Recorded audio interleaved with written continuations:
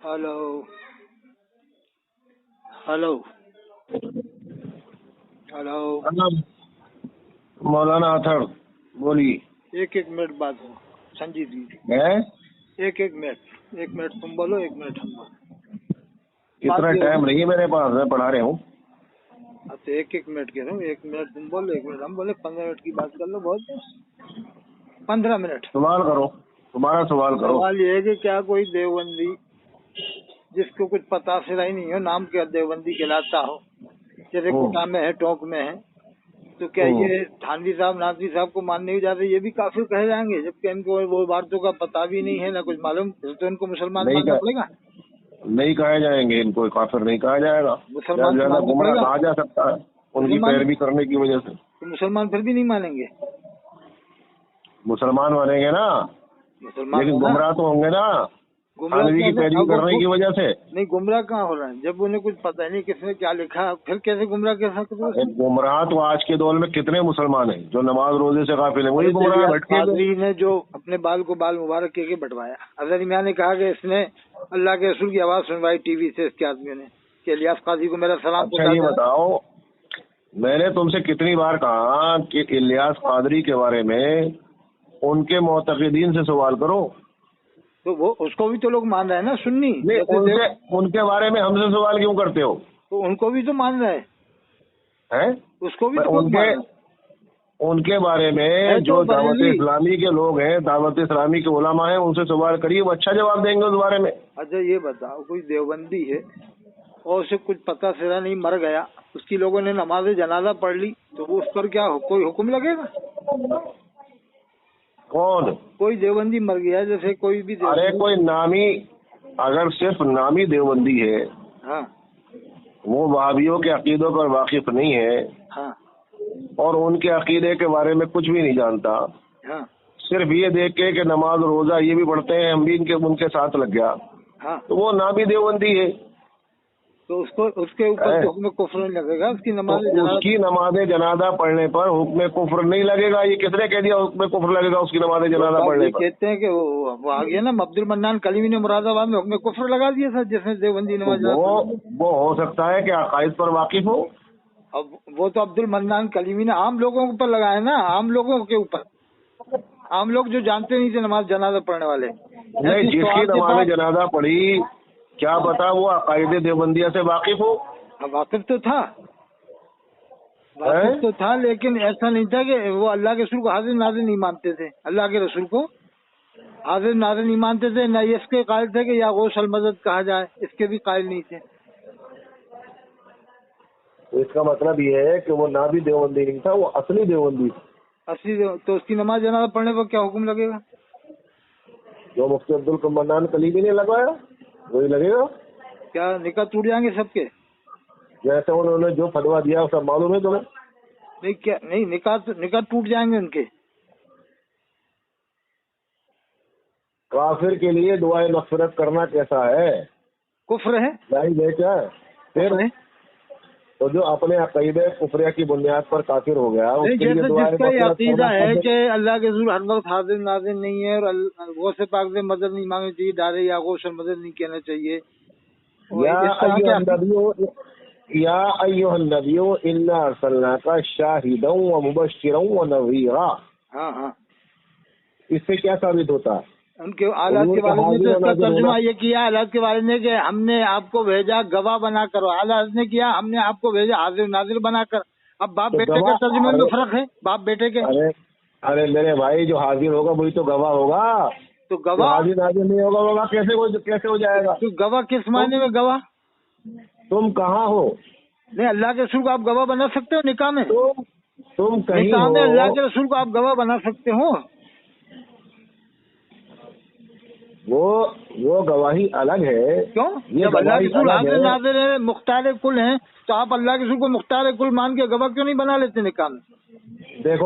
देखो ये फालतू की बहस से बात नहीं होती। अल्लाह ताला ने आप देखो, आपने कल वो शेर पढ़ा था, नबी मुख्तार कुल हैं। जब मुख्तार कुल हैं और हाजिर नाजिर भी है, तो आप गवाह क्यों नहीं बना लेते निकाह में? आप मेरी बात सुनो, कुरान पाक के दूसरे पारे में क्या है? वसतल्ली तकूनु शुहदा अलन्नास। हाँ, تم بہترین امت ہو، بیچ کی امت ہو، اس لیے کہ تم لوگوں پر گواہ ہو۔ تو یہ بھی حاضر ناظر ہو گئی، امت بھی حاضر ناظر ہے۔ گواہ کے معنی اگر حاضر ناظر کے لیتے ہو تو امت بھی حاضر ناظر۔ اب سنو تو، ہاں اب امت جو ہے وہ انبیاء صادقین کی امتوں کی گواہی دے گی اللہ کے رسول کی عطا سے، ہاں ہاں اور اللہ کے رسول صلی اللہ تعالی علیہ وسلم تمام نبیوں کی اور اپنی امت کی گواہی دیں گے۔ ہاں۔ تو گواہی کون دے گا؟ جب اللہ کے رسول صلی اللہ تعالی علیہ وسلم کو ساری امت کے حالات معلوم ہوں گے تبھی تو گواہی دیں گے۔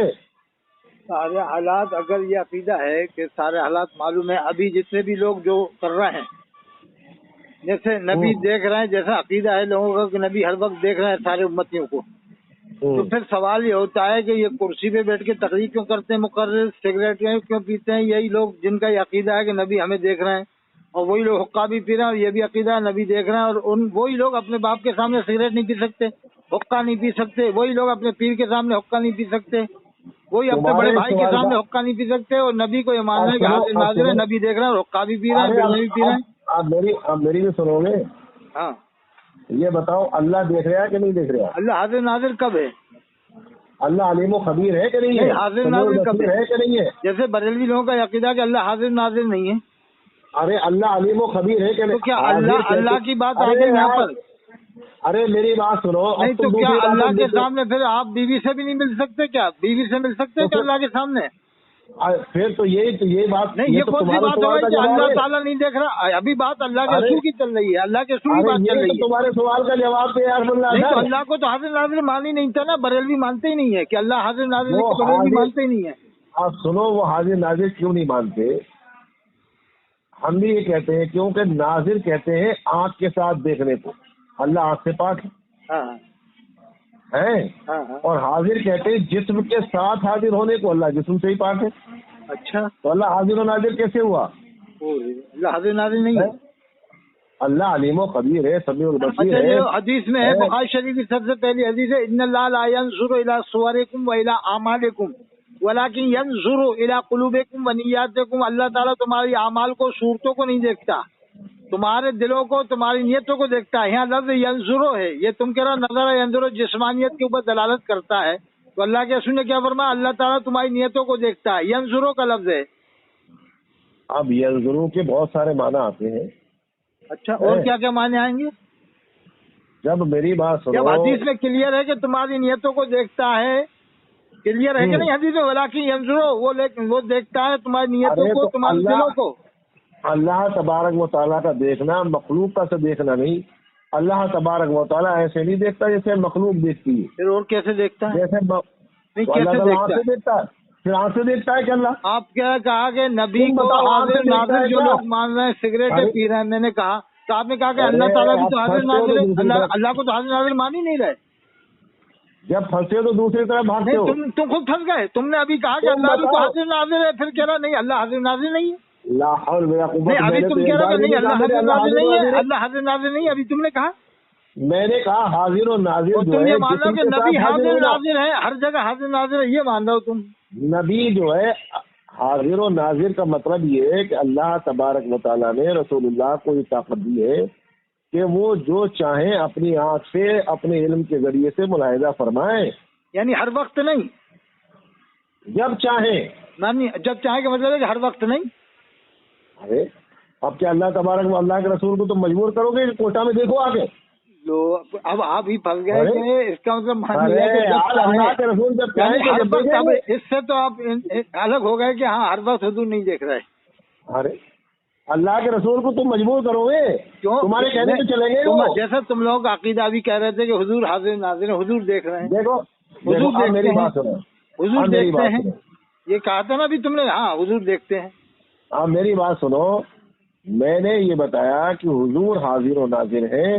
حاضر ناظر تو غوث پاک بھی ہیں، غوث پاک نے کیا فرمایا کہ میں ساری دنیا کو ایسے دیکھتا ہوں جیسے ہتھیلی پہ رائی کا دانا، تو غوث پاک بھی حاضر ناظر ہے۔ ارے جب میری بات سنو، حدیث قدسی میں اللہ کے رسول صلی اللہ تعالی علیہ وسلم روایت کرتے ہیں، اللہ فرماتا ہے کہ بندہ نوافل نماز کے ذریعے سے مجھ سے اتنا قریب ہو جاتا ہے گویا کہ میں اس کے کان بن جاتا ہوں جس سے وہ سنتا ہے. اس میں لفظ بتاؤ کیا ہے پورے حدیث پڑھ کے، وہ بصرہ الذی یبصر بہ. ابھی تم کیا کہہ رہے تھے؟ نظر جسمانی نظر، یا حدیث میں بخاری شریف میں ہے وہ بصرہ الذی یبصر بہ، میں اس کی آنکھ بن جاتا ہوں جس سے وہ دیکھتا ہے. اور ابھی کہہ رہے تھے کہ اللہ ناظر نہیں ہے، اب یہاں لفظ یبصر بھی ہے حدیث قدسی میں، اور حدیث میں بخاری شریف میں بھی ینظرو کا لفظ ہے کہ اللہ کے رسول فرماتے ہیں اللہ تمہاری نیتوں کو دیکھتا ہے. یہ کہہ رہا ہے اللہ حاضر ناظر نہیں ہے. آج میں جو ہے اللہ دیکھتا ہے، بصیر، اللہ بصیر ہے، بصیر. حدیث میں تو ینظرو کا لفظ آیا ہے، ناظر ینظرو، نظر ینظرو سے ناظر ہے، وہ بصیر کی معنی میں. ارے تو حدیث میں تو ہے نا ینظرو. ارے اللہ جو ہے اللہ کا دیکھنا مخلوق کا سب دیکھنا نہیں، یہ تو صرف مکتبی سمجھتا ہے، ادابیہ کے بچے سمجھتے ہیں. اچھا یہ تو بتاؤ کہ اگر کوئی ایسا عقیدہ رکھتا ہے کہ حضور کو حاضر ناظر نہیں مان رہا، اور نہیں یہ مان رہا کہ ڈائریکٹ ولیوں سے مدد مانگ سکتے ہیں یا غوث المدد، کیوں نہیں ماننا؟ نہیں یہ وہ اس کا مطلب ہے کہ اللہ کافی ہے. قرآن میں الیس اللہ بکاف عبدا، یہ قرآن کی آیت ہے کہ اللہ فرماتا ہے کیا میں اپنے بندوں کے لیے کافی نہیں؟ اس آیت کی روشنی میں وہ کہنا چاہتا ہے کہ اس کا عقیدہ کہ نہیں ہمیں اللہ کافی ہے. اللہ نے قرآن میں فرمایا میں اپنے بندوں کے لیے کافی ہوں. اللہ نے کہا کہ میں اپنے بندوں کے لیے کافی ہوں، تو پھر اللہ وسیلے کا قائل ہے کہ وسیلے کے ذریعے سے دعا مانگ سکتے ہیں، غریب نواز کے وسیلے سے، نیک اعمال کے وسیلے سے، لیکن ڈائریکٹ غریب نواز سے اولاد نہیں مانگ سکتے، نہ کسی ولی سے اولاد مانگ سکتے، نہ ایسی فریاد کر سکتے کہ یا غوث اعظم المدد. چلو اب ایسا ہے، تم ایک موضوع پہ تم نے یہ کہا تھا کہ ایک منٹ بات کریں گے، تم تو خود ہی بولے جا رہے ہو. نہیں کرو، بولو بولے جا رہے ہو. چلو بولو بولو بولو بولو. تم نے جو ہے جب اللہ تبارک و تعالیٰ نے اپنے محبوب کو شاہد اور نذیر بنا کر بھیجا، تو جب تک ہی تھوڑی تھے آپ شاہد اور نذیر، جب تک آپ حیات تھے. تم کہہ رہے تھے کہ اللہ کے رسول جب چاہیں دیکھ سکتے ہیں، اب آپ کہہ رہے ہو کہ نہیں شاہد و نذیر جب تک کے لیے نہیں تھے، پھر پلٹ رہا ہوں. کیوں؟ ارے میں ان کے حضرت کے والد نے تفسیر علم میں ترجمہ یہ کیا ہے کہ ہم نے آپ کو بھیجا گواہ بنا کر، اعلیٰ حضرت نے کیا ہم نے آپ کو بھیجا حاضر ناظر بنا کر. گواہ کا معنی ہی تو حاضر و ناظر ہوتا بھائی. تو گواہ کس معنی میں لے رہا ہوں؟ گواہ کیا جسم کے ساتھ؟ جسم کے ساتھ حاضر ہونا بھی ہوتا ہے کیا؟ گواہ کے یہ معنی لے رہا ہوں کہ جسم کے ساتھ موجود ہونا. حاضر نہ ہو وہ گواہ بن ہی نہیں سکتا. پھر اس آیت کا کیا مطلب ہوگا؟ اذا جاءک المنافقون قالوا نشهد انک لرسول اللہ. اللہ فرماتا ہے جب آپ کے وہاں منافق آتے ہیں تو یہ کہتے ہیں ہم گواہی دیتے ہیں آپ اللہ کے رسول ہیں. اللہ فرما واللہ یعلم انک لرسول، اللہ جانتا ہے آپ اللہ کے رسول ہیں. واللہ یشہد، اللہ گواہی دیتا ہے. تو کیا اللہ بھی جگہ پر موجود ہے؟ ایک گواہی تو یہ ہے کہ انسان سامنے موجود ہو. ہاں ایک انسان کی گواہی ہے، ایک پیغمبر کی گواہی ہے، ایک امتی کی گواہی ہے، ایک رسول کی گواہی ہے. یہ اللہ کی گواہی کس معنی میں لوگے؟ اللہ فرماتا ہے واللہ یشہد ان المنافقین لکاذبون، اللہ گواہی دیتا ہے کہ بے شک یہ منافق جھوٹے ہیں. تو اللہ اپنے علم کے اعتبار سے تمام پر گواہ ہے.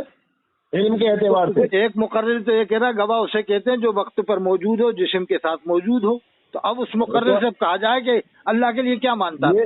ارے یہ چیزیں اللہ کے لیے نافذ تھوڑی ہوں گے. اللہ تعالیٰ جب حضور ہر جگہ حاضر ناظر ہے ہر وقت، تو پھر ہجرت آپ نے فرمائی، مکہ شریف سے مدینہ شریف کی ہجرت فرمائی، اور اللہ کے رسول نے جو جنگیں فرمائی ہے، غزوہ ایک سرایا، غزوہ کس جنگ کو کہتے ہیں آپ تو جانتے ہی ہو. اللہ کے رسول صلی اللہ علیہ وسلم غزوے کی تعریف کر دو تو حاضر ناظر کا مسئلہ، غزوے کی تعریف کر دو. چلو غزوے کی جنگ.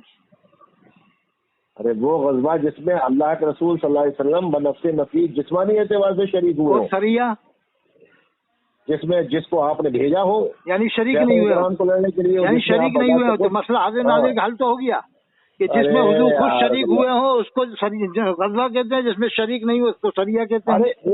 ایک ہوتا ہے جسم کے ساتھ. اب ایسا ہے، میری بات سنو، بھی تمہاری پٹ بھی تمہاری، یہ کہہ دو کہ ہم تو اعلیٰ حضرت کی مانیں گے بس. میری اللہ رسول کی نہیں مانو گے، اعلیٰ حضرت نے جو لکھا وہی مانو گے بس. نہیں، اللہ اور اس کے رسول کی پہلے مانیں گے. اللہ نے فرمایا فَإِن تَنَازَعْتُمْ فِي شَيْءٍ فَرُدُّوهُ إِلَى اللَّهِ وَالرَّسُولِ. تھانوی صاحب نانوی صاحب کو بیچ میں کیوں لا رہا ہو کہ اعلیٰ حضرت تھانوی صاحب ان کے اوپر ہی دین کا دار و مدار تھوڑی ہے. تھانوی صاحب نانوی صاحب پر دین کا دار و مدار ہے، اعلیٰ حضرت پر دین کا دار و مدار ہے. تم نے شروع میں کہا کہ 1 منٹ تم بولو گے، 1 منٹ بولو. تم اپنے قول پہ قائم نہیں ہو، اور میں اس وقت جو ہے مدرسے میں بیٹھا ہوا ہوں، بچیوں کو سبق کہلا رہا ہوں. اچھا آخری بات یہ بتا دو، یہ عقیدے والا دیوبندی اگر وہ مر جائے اس کا کوئی جنازہ پڑھ لے تو حکم کفر تو نہیں لگے گا؟ اگر کوئی نامی دیوبندی ہے جو دیوبندی مذہب کو نہیں سمجھتا ہے، نہ عقیدوں کو سمجھتا ہے، سب کچھ سمجھتا ہے،